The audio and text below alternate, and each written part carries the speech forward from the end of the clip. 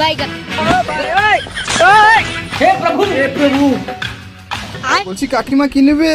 बैगन কি দেবো কাকিমা?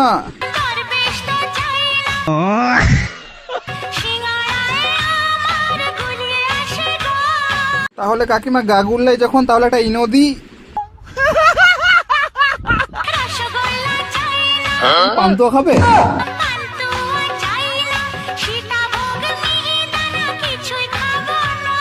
কিছুই খাবে না যখন তাহলে দোকানে এসছো কি জন্য? তাহলে বিড়ি আছে খাবে?